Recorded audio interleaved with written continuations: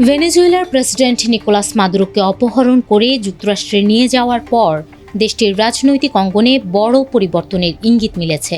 মাদুরোর সময় গ্রেফতার হওয়া কমপক্ষে 116 জন বন্দীকে মুক্তি দিয়েছে সরকার। 12 জানুয়ারি ভেনেজুয়েলার কারাগার পরিষেবা মন্ত্রণালয় জানায়, কয়েক ঘন্টার মধ্যে বন্দীদের মুক্তি দেওয়া হয়েছে। এর কয়েকদিন আগেও একই ধরনের আরেক দফা বন্দীদের মুক্তি দেওয়া হয়েছিল।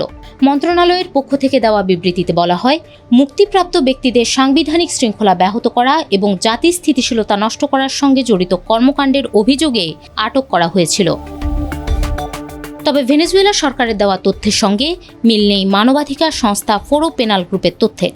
সংস্থাটি জানায়, মোট 41 জন বন্দী মুক্তি পেয়েছেন, যাদের মধ্যে 24 জনকে রাতারাতি ছেড়ে দেওয়া হয়েছে। দীর্ঘদিন ধরেই ভেনেজুয়েলার রাজনৈতিক বন্দীদের মুক্তির দাবি জানিয়ে আসছে বিভিন্ন মানবাধিকার গোষ্ঠী, আন্তর্জাতিক সংস্থা এবং বিরোধী দলের নেতা। তাদের অভিযোগ, রাজনৈতিক মতভিন্নতার কারণে বহু মানুষকে আটক রাখা হয়েছে।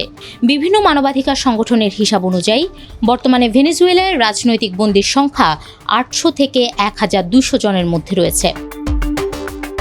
মার্কিন প্রেসিডেন্ট ডোনাল্ড ট্রাম্পের চাপে এই বন্দী মুক্তির প্রক্রিয়া শুরু হয় গত 8 জানুয়ারি। 10 জানুয়ারি বিশেষ আয়োজনে বন্দী মুক্তি উদযাপন করেন ট্রাম্প। তিনি বলেন, যারা মুক্তি পেয়েছেন তারা যেন মনে রাখেন, যুক্তরাষ্ট্র যা করার ছিল তা করেছে বলেই তারা আজ মুক্ত। ভেনেজুয়েলা সরকার জানায়, এই দফায় মুক্তি পাওয়া বন্দীদের মধ্যে 2 জন ইতালীয় নাগরিক রয়েছেন। তাদের মুক্তির পর ভেনেজুয়েলার রাজধানী কারাকাসের সঙ্গে রোমের সম্পর্ক আরও উন্নত করার প্রতিশ্রুতি দেন ইতালির পররাষ্ট্রমন্ত্রী আন্তোনিও তাজানি। তবে মানবাধিকার সংগঠনগুলোর তথ্য অনুযায়ী ইতালি ও ভেনেজুয়েলার দ্বৈত নাগরিকত্ব থাকা কয়েক ডজন মানুষ এখনও ভেনেজুয়েলার কারাগারে বন্দী রয়েছেন।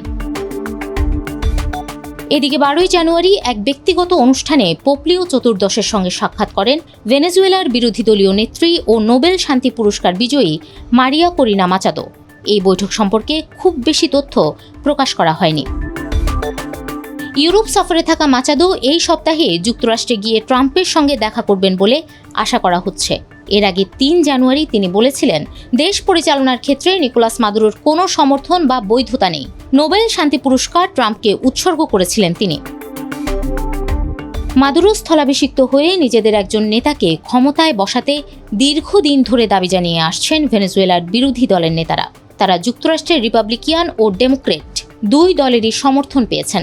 তবে মাদুরোকে অপহরণের পর পাল্টে যায় পরিস্থিতি। বিরোধী দলকে পাশ কাটিয়ে মাদুরোর ভাইস প্রেসিডেন্ট ডেলসি রদ্রিগেজকে অন্তর্বর্তীকালীন প্রেসিডেন্ট হিসেবে দায়িত্ব দেন ট্রাম্প। এই সিদ্ধান্তের ফলে ভেনেজুয়েলার রাজনৈতিক পরিস্থিতি আরও অনিশ্চিত হয়ে পড়েছে বলে মনে করেন বিশ্লেষকেরা।